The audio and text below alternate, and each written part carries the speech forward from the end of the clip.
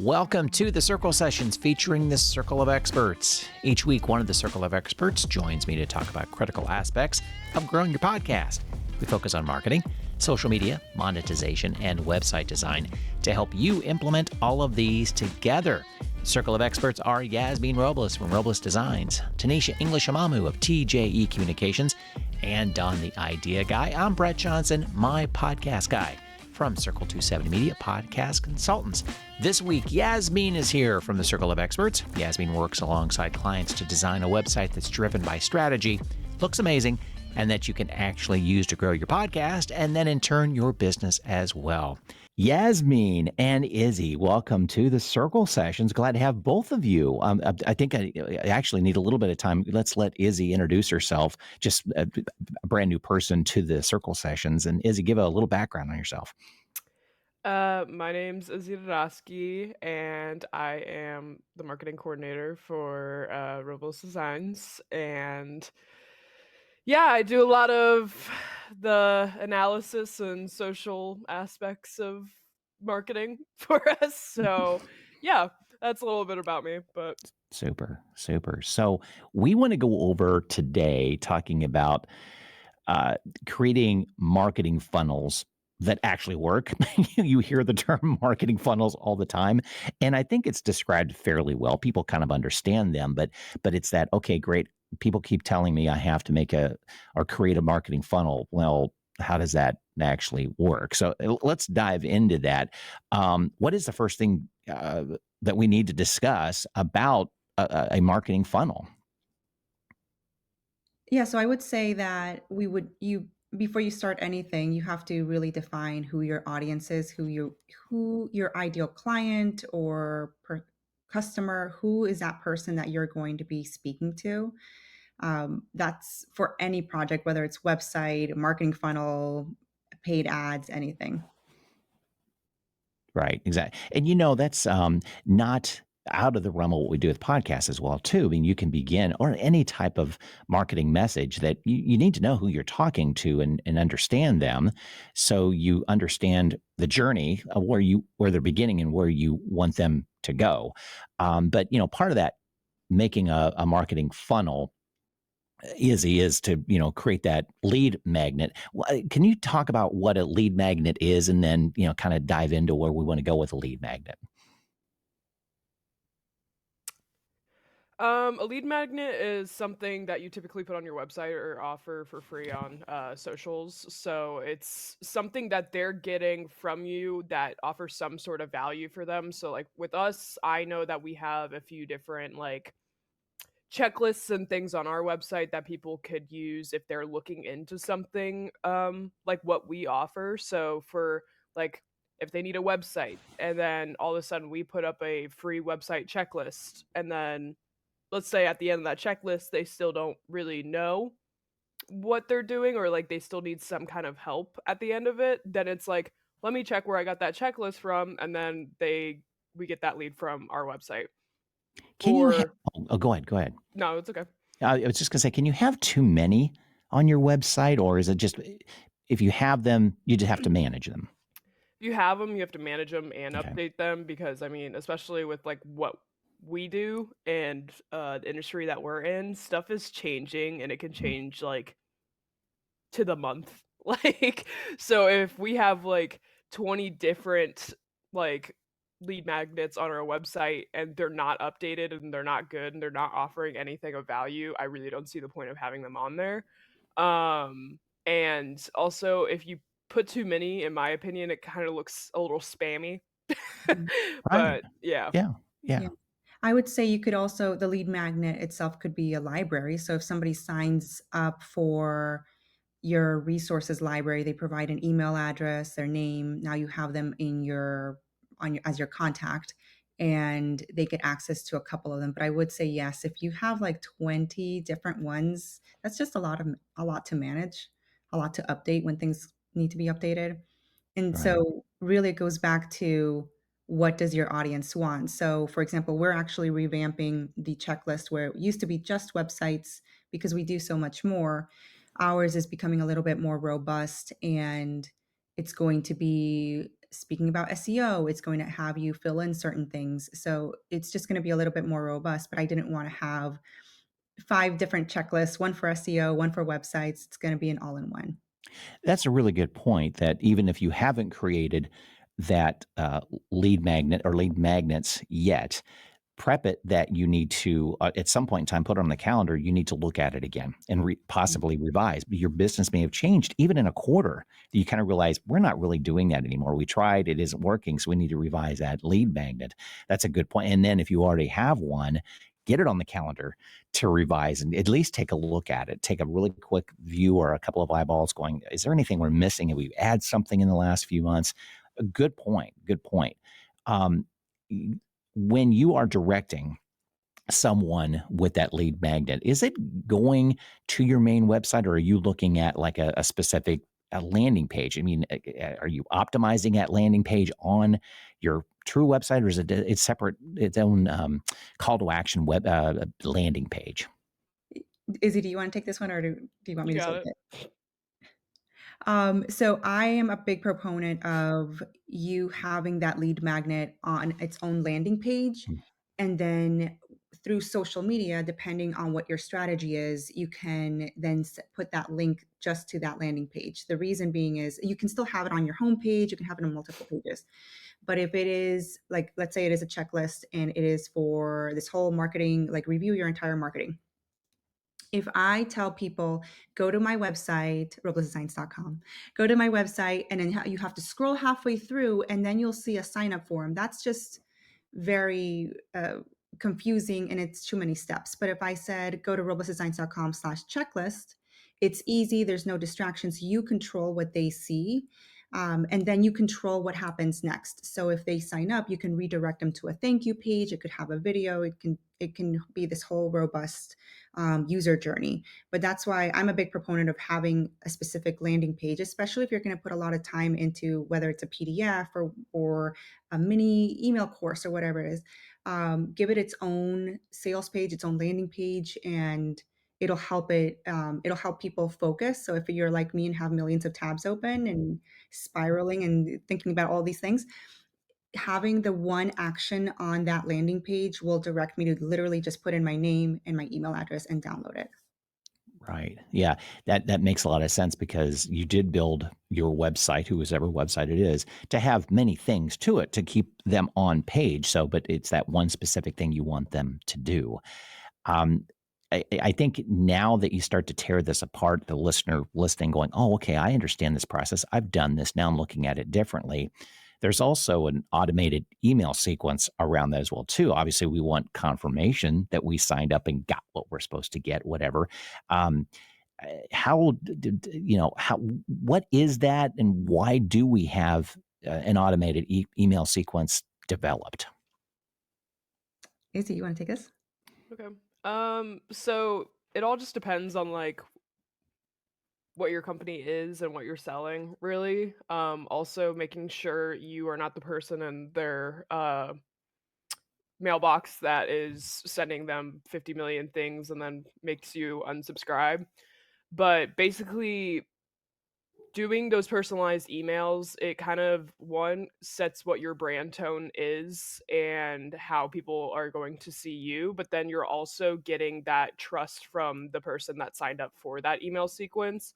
Um with there's different ways you can go about it. Like I know sometimes what was a really funny one I got the other day? I got a email sequence from I can't remember what I was checking out. I was trying to buy Christmas presents a few days ago and I think it was Liquid Death or something. They put a, I hope I'm not on your list. the water company, um, Sure, it's water. but Yeah. they, like, released some makeup palette something, and I was looking at it for my sister, but I put it in my cart, and since they have my email, they, made it seem like it was an intern emailing me, where it was like, "Hey, like, I know I'm not supposed to do this, but, like, we just really want you as a customer," and it made it sound like it was, like, a real person that honestly made me, like, wanna go back and, like, That's buy a it. cool Yeah, idea. that is really Yeah. cool. But there's, like, so many different ways you could go about it because like, Liquid Death could do that, but, like, Chase Bank couldn't, you know what I'm saying? Mhm. So it's all, Yeah. like, what your brand is, who you're catering to, like with that younger demographic, like of that company, it's like that's the age that's gonna find that funny and it's gonna like bring them back to the page. But yeah, I think that covers what I wanted to I say. you got me thinking about that. So, for example, let's use an example of your company, you using an email sequence that you could be sending out an email, "Hey, it's Izzy here. Yeah, Yeah, Yasmine doesn't know I'm doing this." But, right. even a podcaster could do that too, that, okay, let's say you have 2 or 3 different hosts, and there's always out of 3 hosts, there's always that, linger, one they're always making fun of. One that's kind of edgy, that email sequence is from them saying, Mhm. "Hey, this is so and so. They didn't usually let me on this, but I hijacked it for the day," kind of thing. Just Yeah. match your personalities. You've always talked about it, Mhm. even with Robles Designs, Yeah. of this is who we are on social. Why not match it with your email sequence? I love that idea. Yeah, and it goes back to really understand like, back to what Izzy said about a bank might not be able to do that, Right. but if you know your brand and you know who you're targeting and really who's going to be coming to your site, then you can do things like that, and even if you could have e-commerce, so if you're selling merch, things like that, you could do it with service-based businesses, but even just changing the sender from because you can do that. So if it's Mhm. info at Robles Designs, now it can look like it can still be the same info at, but it could be the name of it can change to like Izzy, the marketing or maybe something better than that, like something funny. And Yeah. so usually people will open it's like, "Oh, Izzy at Robles like, Izzy from Robles Designs emailed me." It's literally still info at, but the name, the sender profile name is different. So, you can play around with those, do some A/B testing. Yeah, because some people they get used to it, right? So if it's always coming from Brett, but then it comes from, like, Brett's intern, maybe it literally says, "Brett's annoying intern," right? Yeah. Yeah. And then Exactly. people more likely be like, "Oh, Brett's annoying intern? What is this?" Exactly. Well, and the open rate could help out as well Yeah, too. You're breaking some monotony. yeah, you're knocking on the door exactly. You had mentioned as the different things we want to cover with this episode is including some social proof, testimonials, reviews, and such. How do you put that in the email sequence with what you're trying to do? So I'd say it depends on the brand and if you have any what we call it UGC, user generated content. So it really depends. But let's say you are a podcaster and somebody left you a review, you could take a screenshot, put that in there. If you're a business and you've gotten Google reviews, you can take the screenshot. You can literally like put little 5 stars and then make sure to copy and paste that testimonial in there. UGC could also be if you're a product-based business or if somebody's wearing your merch from your podcast and they send you a photo, you can put that in there. So during that email sequence, it just starts to build trust because it's not just you saying that you're awesome. There's like a community behind you also saying that you're incredible. Yeah, yeah. And is that in the sequence? Is it before the purchase or after or maybe both? So the way I typically, so it would be like if you're talking about a welcome series, what Yeah, I would do, like, let's say somebody just signed on for the checklist or whatever it is that you're offering, okay, then usually they get at least one email welcoming them because they need to right, download the thing or whatever. right, They get an email and then and basically a thank you so much for mhm, downloading this. Here's your coupon code or here's your PDF. And then you want to introduce them to the brand. So they're interested, right? If they downloaded that checklist, they're interested, they need support, but they might not be ready to contact because they would have gone to the contact page if they were ready.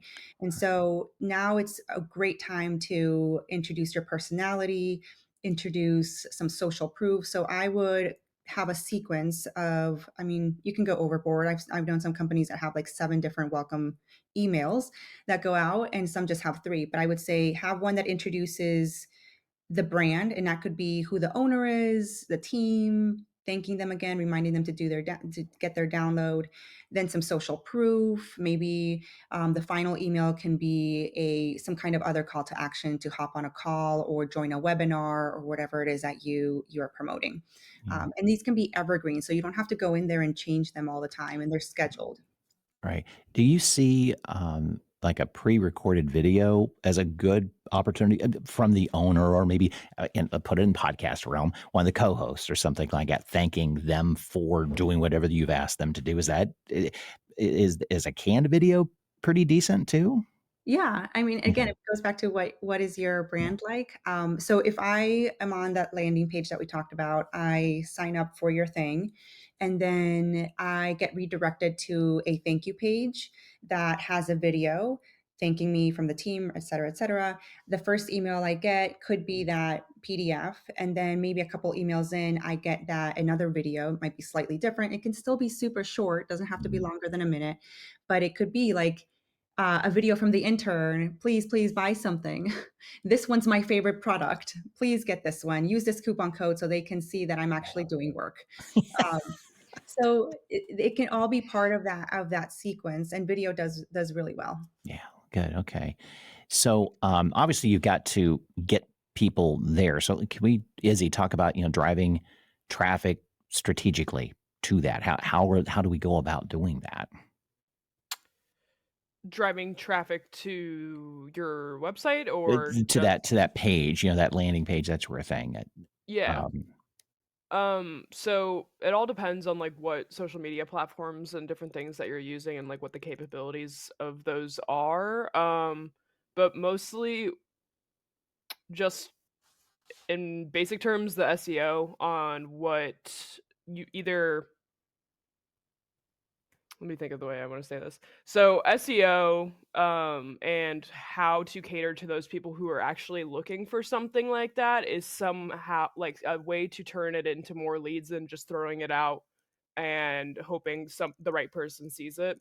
So thinking of a way to incorporate those keywords throughout the messaging of whatever's on that page, and what the user experience is to get to something that they're looking mhm, for. So, like, if we had a checklist for how to make sure your Squarespace website's set up correctly, I would start to think about how would I type in a question to try to get to what I'm looking for? How would my parents type it in, like, compared to how I would mhm. type it in? Use all those different avenues on that, landing page, and then hopefully you will we will get those people who are actually looking for that, and that could potentially turn into more leads rather than just, like, us saying, like, "Oh, here's a checklist." And then when it comes to social media, it's it depends on, like, who's already following you. For, like, LinkedIn, you can't really cater to who is seeing what you're posting. There's always hashtags on every social platform. I think that would be more used for platforms like Instagram and TikTok over anything. But you can try to get that target market that you're looking for by using those hashtags or like making sure you're following companies who are relevant in what it is that you're looking for. If you're on LinkedIn, like making if you're have a certain amount of followers, making sure, like, if you have the opportunity to, like, do the make a comment because 'cause you're one of the top voices in this category, make those posts because then now that's gonna be referred, like, in LinkedIn, like, if people are actually looking for that, your profile's gonna go up, so, yeah. Yeah. Yeah. I think what you just described goes back to our very first point. You need to understand who your target audience is Mhm. and address whether it's a pain point or something they would be interested in, maybe just as simple as, a podcaster wanting you to sign up for their email newsletter to get more information behind the scenes of the podcast or whatever, or a business with a pain point. Like you said, you have a checklist for the website. Well, again, it goes right back to that. Oh, who am I targeting? Mm. What are they asking? How are they going to be asking it in SEO terms or whatever the case might be? So it all comes back to who you're targeting to mold that. But at least that's the way you're describing it, from what I understand.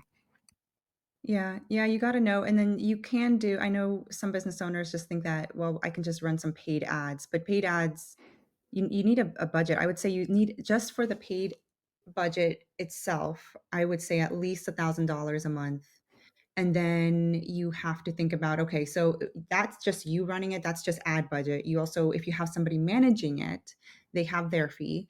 And if they give you a one fee, ask what percentage of that one fee actually goes to the ad budget. Mhm. And then I love paid ads, but paid ads, back to what Izzy said about SEO and organic social media.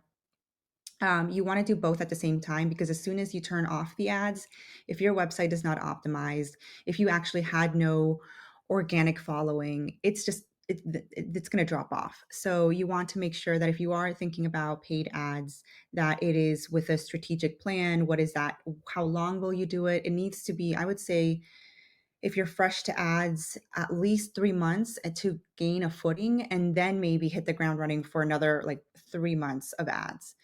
But it's tricky, right? Because that costs money. Yeah. And then organic social media and SEO, it takes a lot of time, but it's time versus money, I guess, if you're not having someone do it for you. Sure. Yeah. Well, They I would work. think I Yeah. would yeah, I would think with anything you're doing like this, it has to you got to look at it for the long term. Mhm. As you said, maybe multiple things you're asking them to sign up for potentially, ebook, Yeah. download a checklist, whatever the case might be. But it's that evergreen content, and over the next 6, 12, 18 months, this is what we're going to do, interspersing some dollars, really relying on organic and working it, massaging it both ways, and just keeping an eye on it.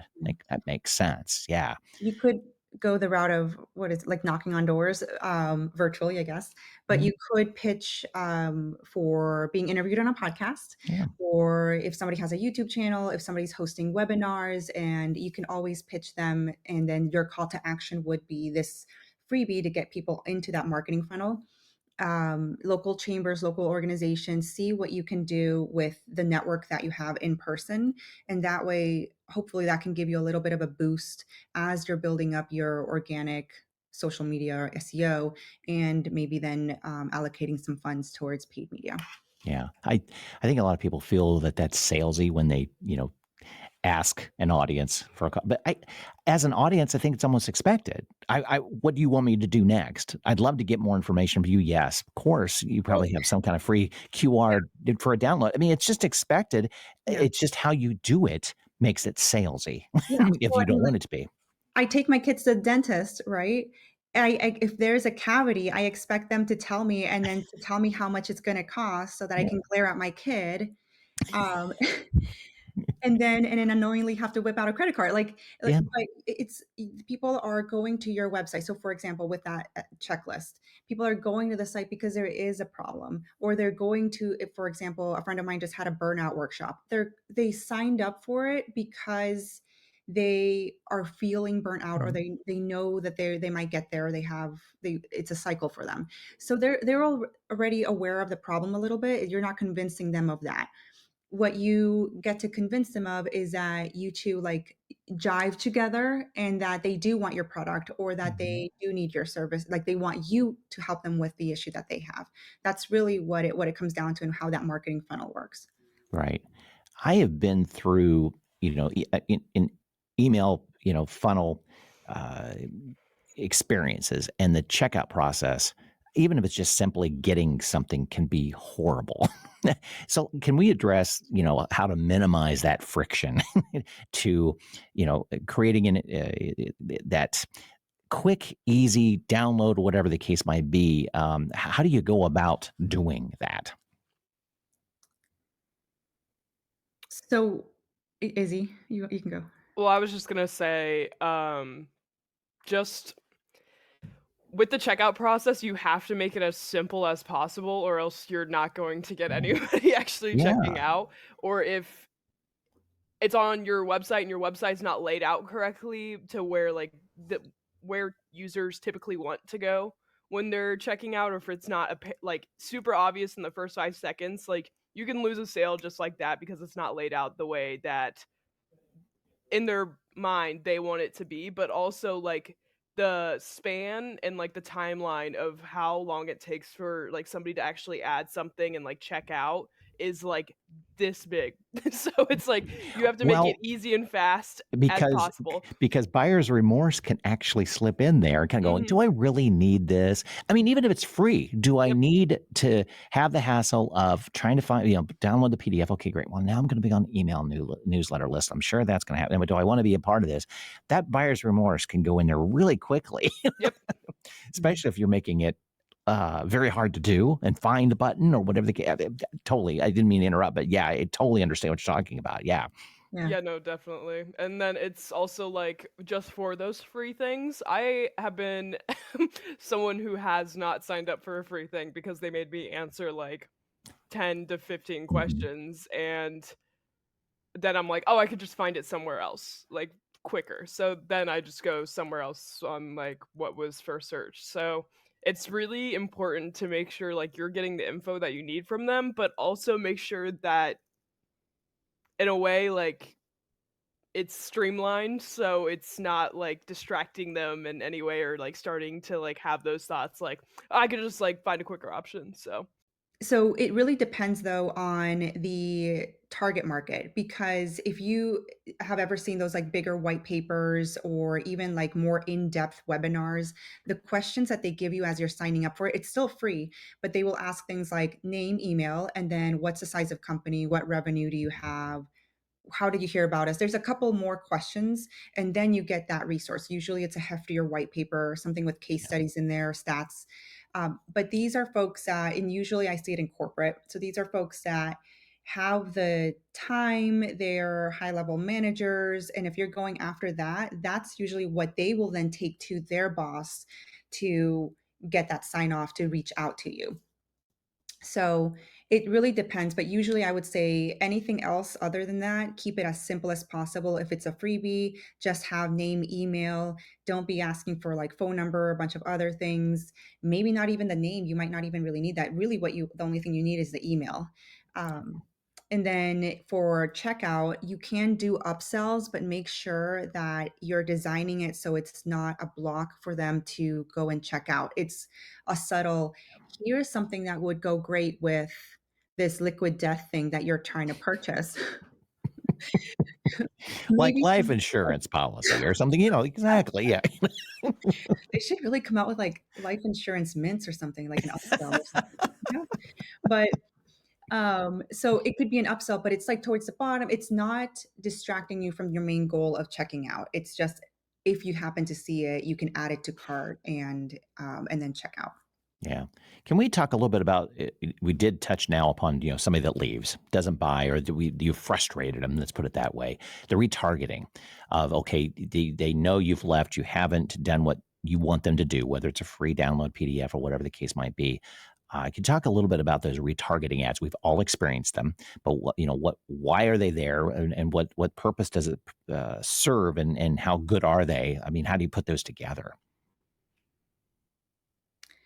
I put a lot of things in carts and wait for them to send me a coupon now because I know Oh, some companies have they just automatically trigger that. wow. Um, but I mean, I think it's a if you it again, it depends on your business Yeah. strategy. Depends if it's like a $5,000 sofa, maybe, I don't know. It just depends on Sure. if you're gonna give a coupon code or are you going to just remind them that they left something in the cart. But if you're just going to remind them that you left it, make it something unique. It's not like, "Hey, here's your backpack that you wanted to have that you left in the cart." Back to what Izzy said about that message from the intern, even if there wasn't a code, I'd probably still go back because it was a unique way to remind me that I left something there. All right. Yeah, makes sense. Makes sense. So, as with anything, probably Izzy, you need to analyze and adjust. You know, kind of take a look at the metrics. How often do you take a look at those things, the conversion rates and such, and without adjusting too quickly? You know, and letting it have a time to work properly. How do you look at that?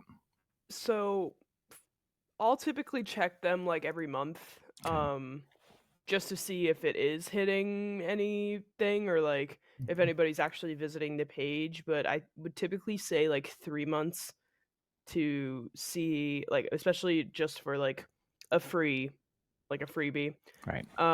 If it was something with, like, social, though, with, like, that constantly changing, like, that change could be made within a month, but when it comes to things that are, like, on your website, different things like that, it's better to see if the SEO and different things that you've incorporated into that text are actually working, and that might take some time, or it's like do we need to rephrase the way that I had this before? It's the same content, but it's like maybe I didn't hit some of those keywords that could really like make this bigger than what it is. So, yeah, every 3 months and then just review what those performance metrics are. So, like, how many people did we get signed up from it? Like, what was the conversion rate on, us having this out there?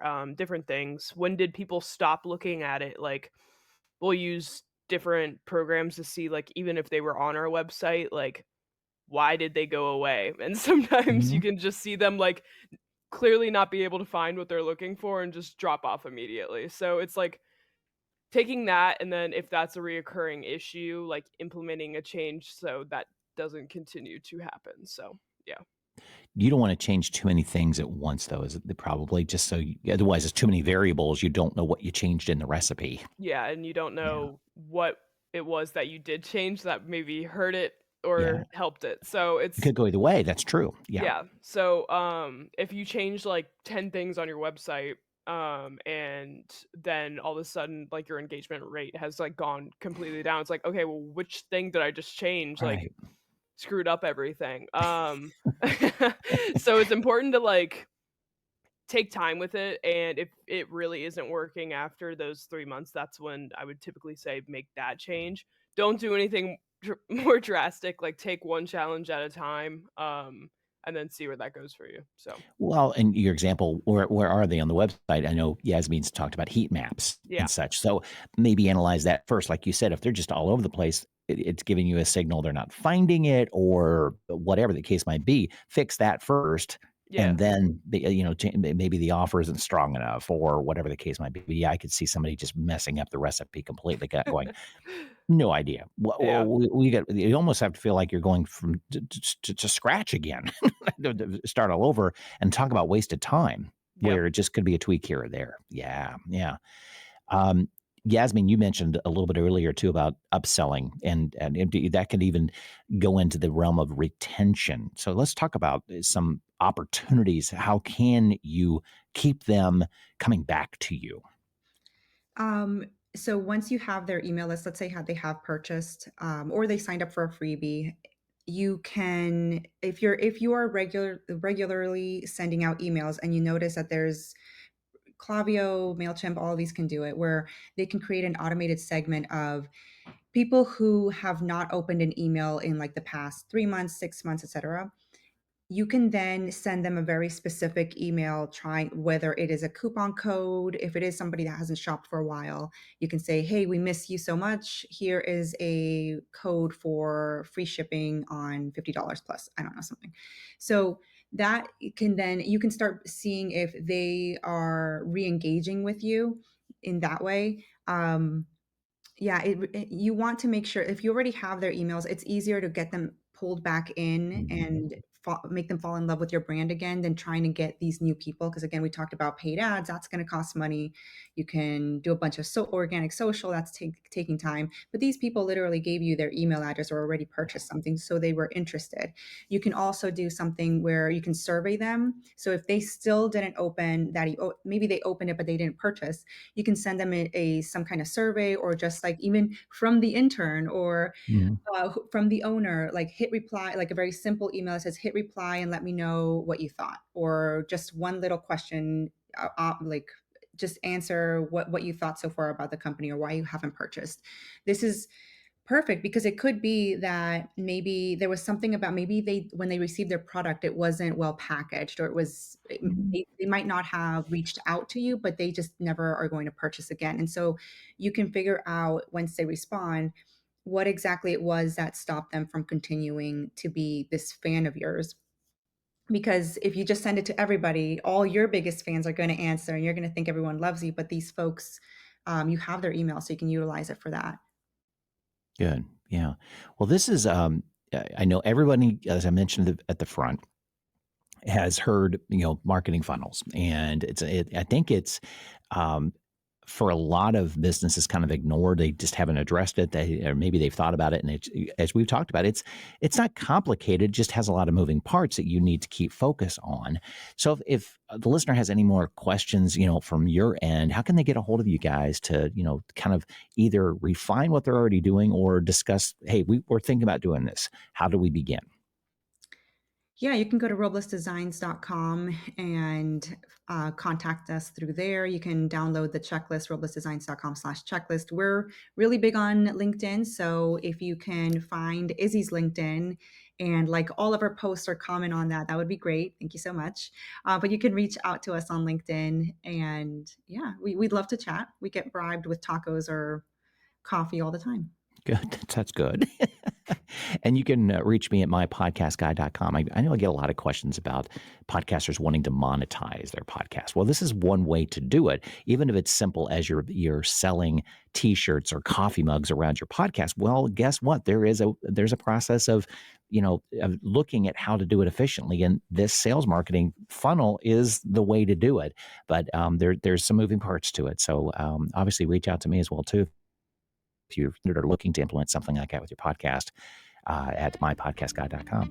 Thanks to both of you for joining us on the Circle Sessions. Thank Yeah, you. thank you.